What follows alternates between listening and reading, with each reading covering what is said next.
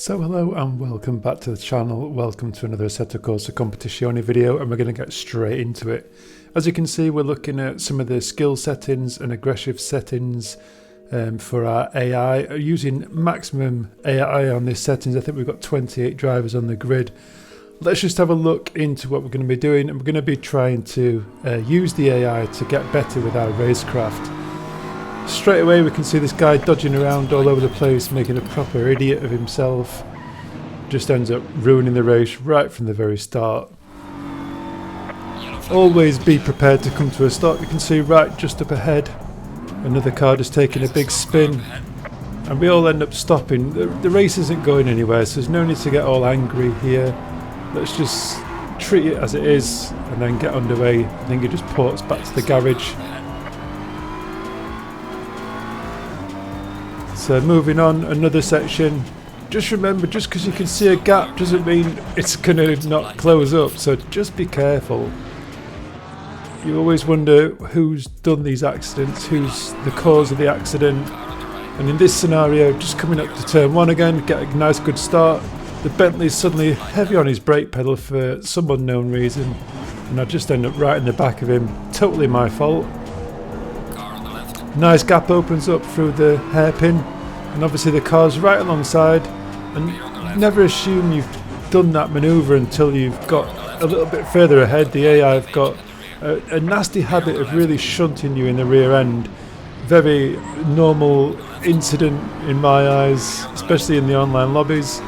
But again, see a nice gap open up, but it's going to close up, so I just back out of it a little bit, and then you've got the other driver on the inside.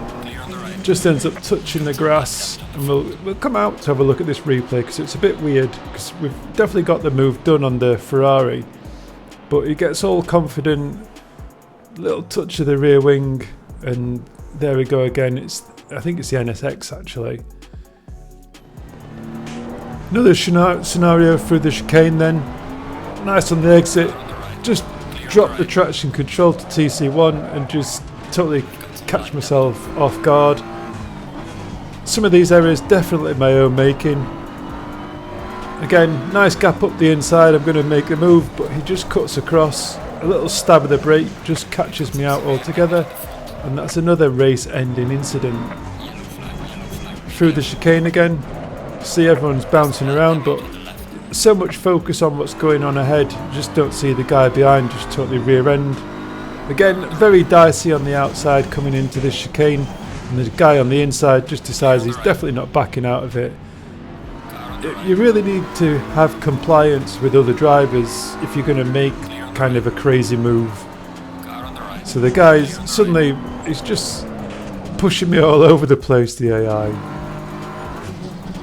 Another one, a nice entrance into turn one, carry loads more speed, the Lamborghini's bouncing all over the place, get alongside him.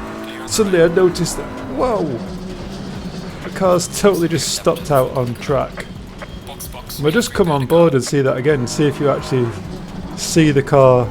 So I'm just focusing on the driver, looking where he's going. Notice he's moved to the inside. Have I got enough room to get in front? Take avoiding action but end up in the barrier. I'd definitely rather hit the barrier than the car though, that's for sure. Down into the hairpin then, lots of people coming into the hairpin and loads more braking required. You need to think about the concertina effect from the cars in front. Again, nice entrance into turn one, the Porsche bouncing all over the place, just a tiny touch on the inside wing, and that's the end of my race. Just buckarooing all over the place, the Porsche.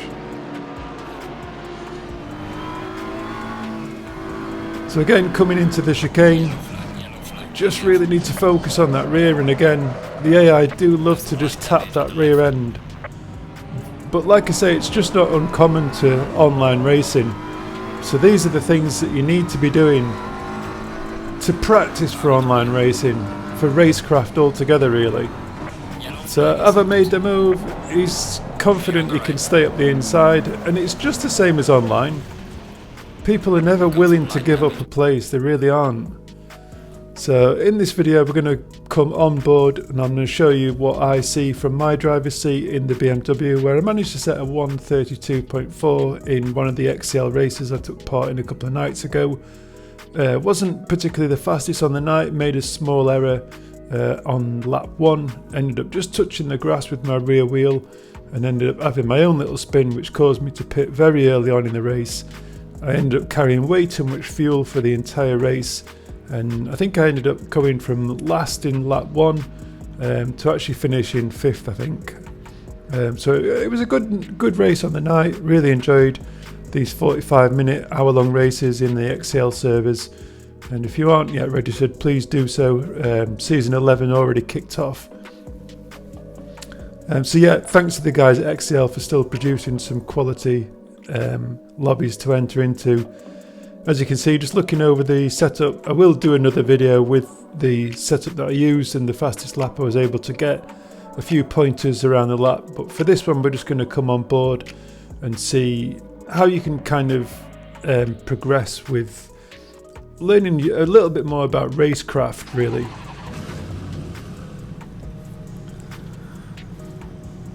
So having got the AI set, I think at 92% skill level, or 90% skill level, 92% aggression.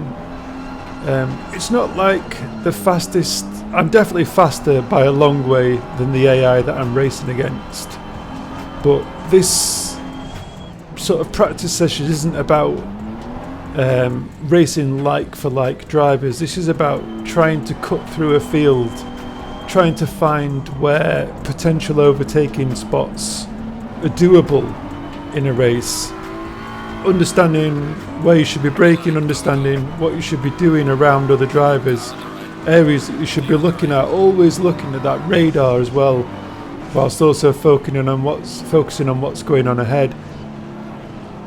Obviously not being too over aggressive on the start. There's a long way to go in all these races that we take part in these days. The 20 minutes, half an hour sessions, you need to be looking all around you, looking what's coming.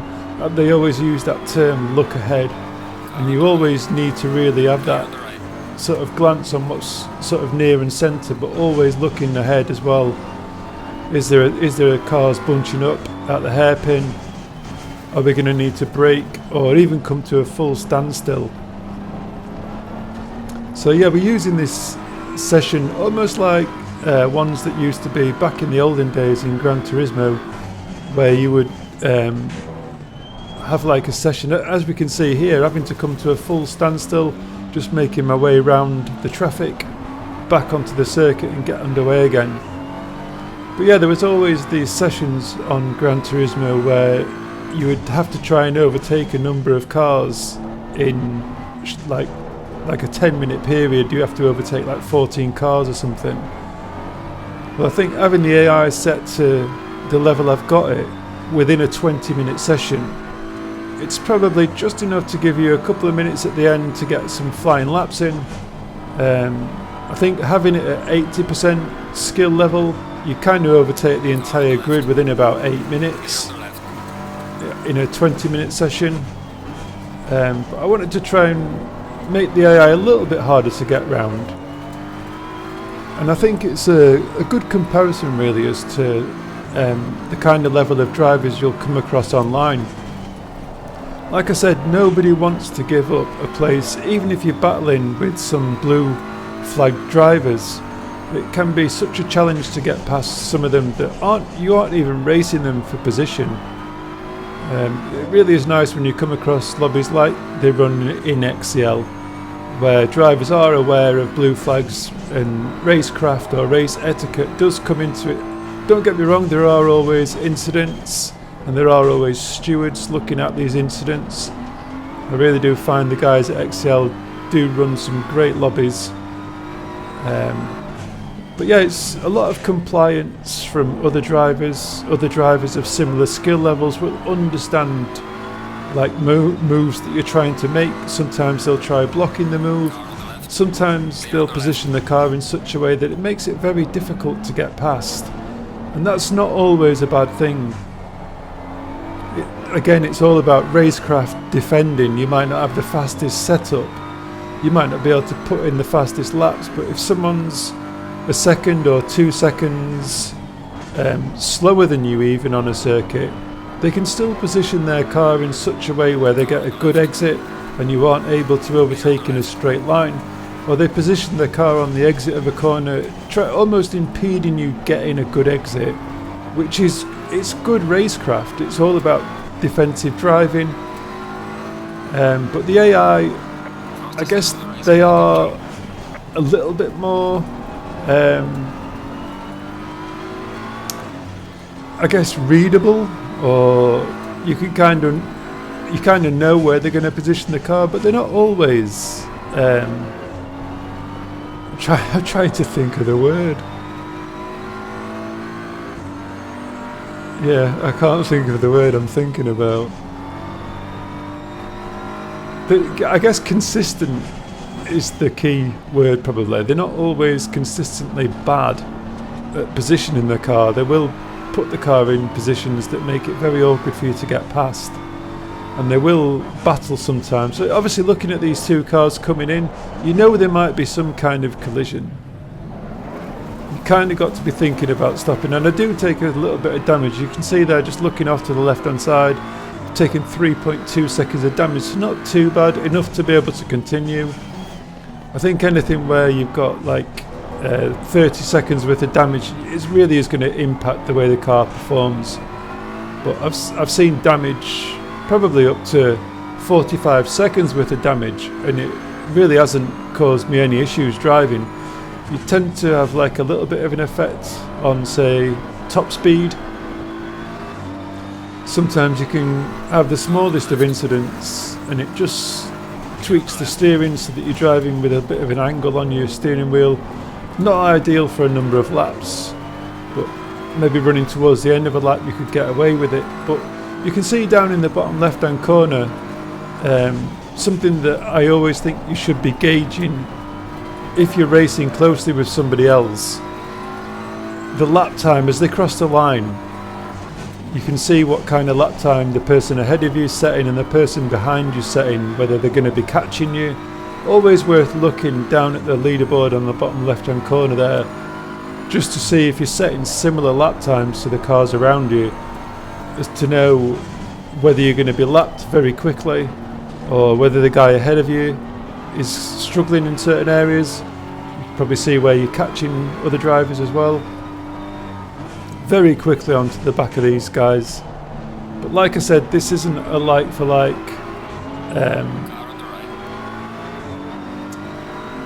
I guess battle really. Just cutting across then to stop the AI coming up the inside, but you've got to be aware of him just tapping that rear end. But yeah, usually I race on 100% skill level because it's a closer comparison to my own level of driving. But in these sessions we're just trying to practice going past other drivers. So just to give it more frequency, you can also, it's a good way to build your safety rating as well, because you're in close proximity to these other cars, loads of overtaking.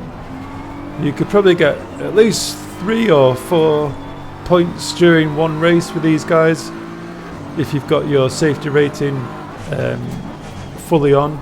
I think I only ever have my safety rating on when I'm racing online races, because sometimes the AI can be a little bit stupid, and like I said, it does affect your your safety rating.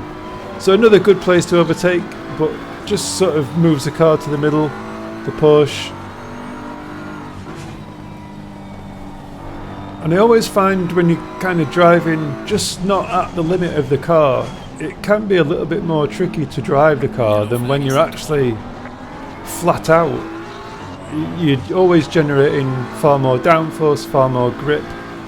I guess when the car is almost at its limit, it's kind of more predictable than when you're driving at these slower paces.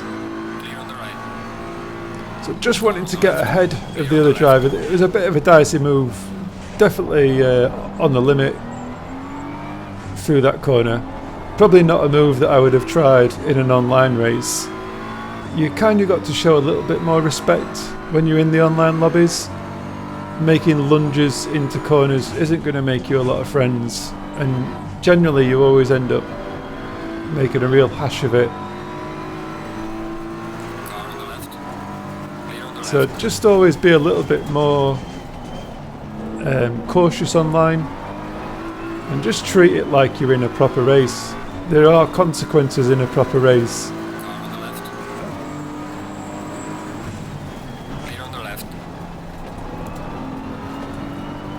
Probably not the best place to make an overtaking manoeuvre down through this section, especially with the AI that move around so much. Don't get me wrong, you can make these moves. Again, they just unpredictably weave about, I think, the AI. But like I said, it's very similar to how people drive really in online lobbies. You can never predict what anybody else is going to do. So have I got a good run up the inside? You really want to have made that move before you get there, but definitely just not letting me have that place at all. So we both have a coming together. Fortunately not losing any places. I think the Mercedes drops back a little bit.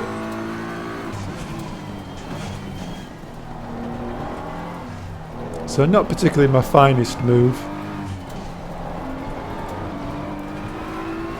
So the curb there on the left hand side really does bounce you around.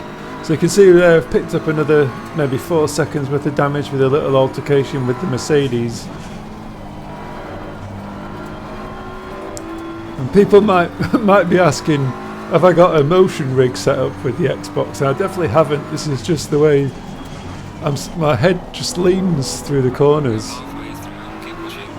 Definitely don't need to have the display where the helmet cam where the driver's head's leaning.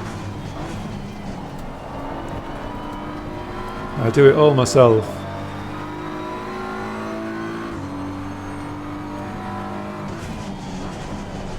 Lovely corner when you get it right, this one. Just drop into TC1 as you come off the corner. You can see the front right tyre still just not quite right with the PSI. Could do with a little bit more grip on that front right corner. And if you're ever getting the tyre pressures down towards 25.9, they're not going to be in their best region really. Always want to be within 26 to 27 for the best amount of grip. So a nice run off the corner, always a good place to overtake the AI. But always again watching that rear view mirror to kind of go a little bit long so that it doesn't tap the rear end. You can also see down in the bottom right hand corner the force feedback bouncing around all over the place. Obviously when this hits the red, you only want to see it very momentarily, just producing more information than the wheel's capable of, I guess, explaining what's happening. So you just want to see little blips here and there, but never fully red, or else you're just getting too much detail through the wheel. It's just you're just not actually seeing all that detail. Always a place where you can get track limits through that turn. See if we actually get a good flying lap in here. Trying to catch up with P1.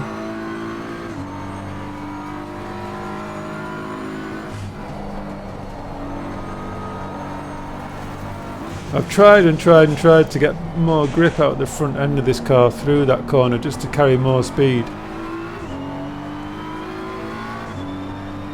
But I think these are the sections when you need to be running over the curbs and getting a good line. This is where all the speeds, all the times made up. As you can see there, up 2.5 or 2 tenths. Not wanting to clip that inside corner really, just unsettles the car. And then you can see you're very much on the limit of grip.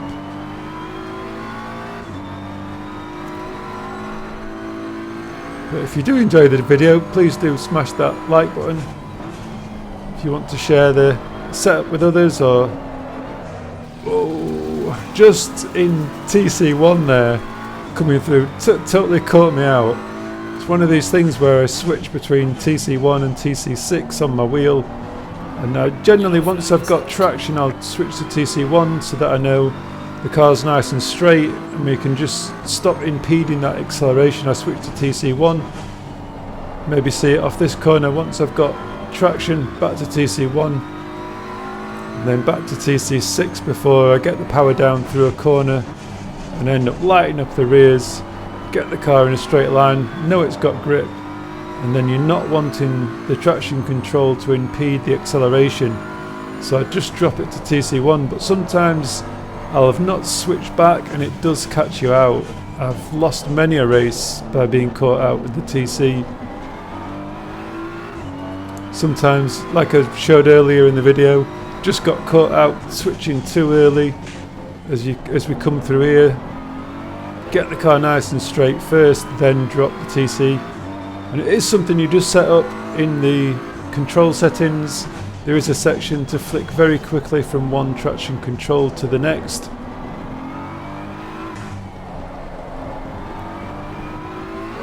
Just on the limit of grip through there. I think this was one of the things using the preload. Just setting the preload a little bit lower allows the car to rotate a little bit more when you're off throttle. I think the difference between 120 and I think I've got it set on 70 or 80, the preload. It was probably about half a second the difference. It was probably one of the biggest changes during the setup, adjusting the preload. So you can see the driver ahead setting a 138.9 and then I'm setting a 133.5. Quickly doing the maths, probably around 4 seconds difference. So we're going to be catching him very quickly. So if this is you in P1, you know you're going to be caught very quickly. Is there any point really battling for that P1 slot, knowing the driver behind is nearly 4 or 5 seconds a lap quicker? I'd say definitely. You're in P1. That's your position. Make it as hard as you can for the guy behind to get past, but just be fair about it.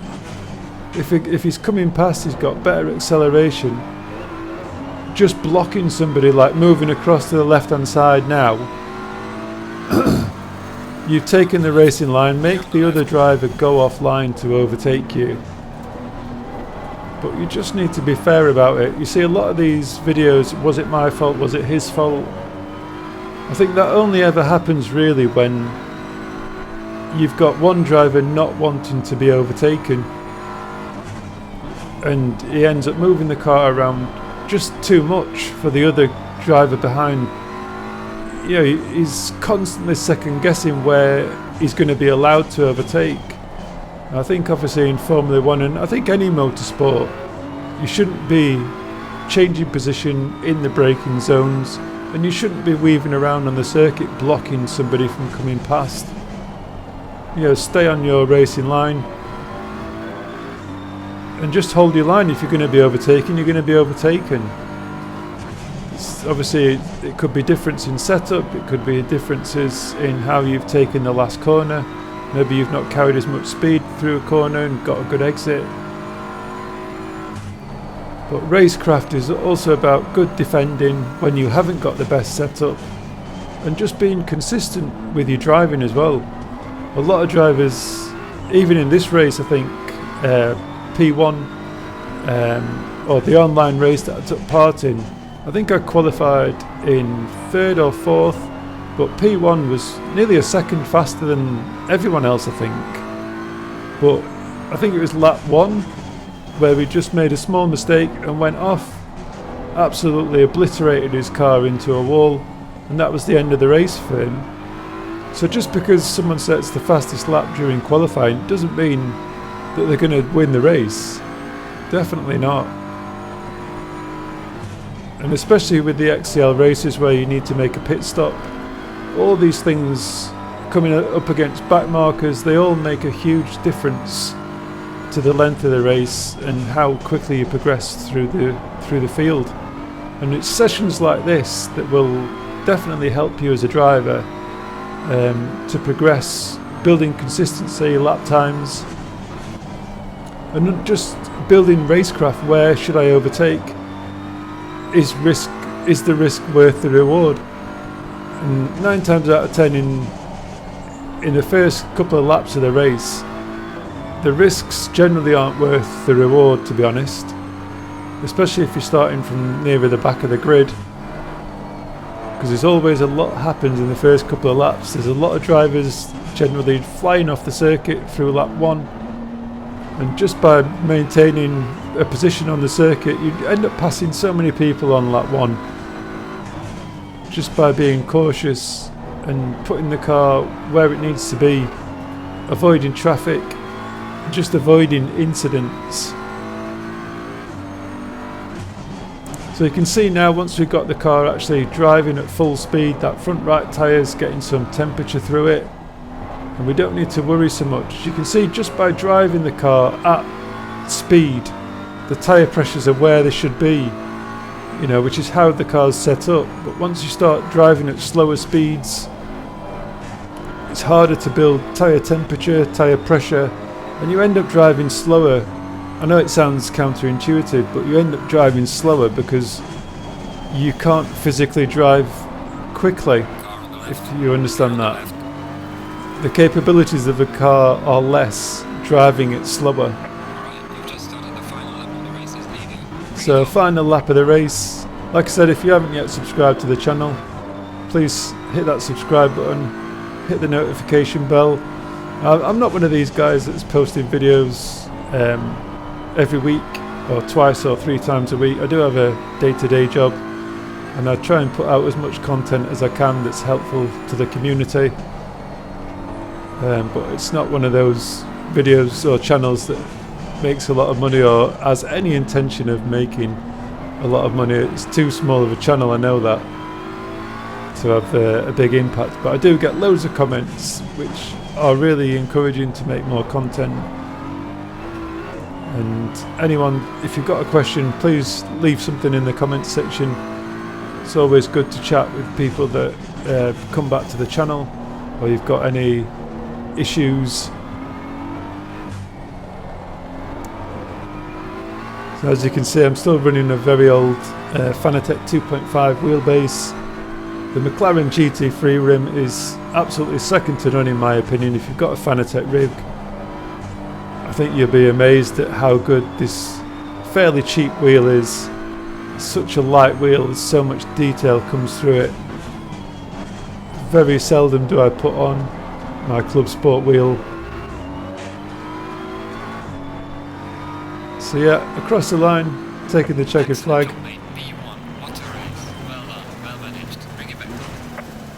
I think finally hit the 132.9 on the very last lap. Picking up the glory of standing on the top step. So thanks again for watching. As always, till next time, ciao for now.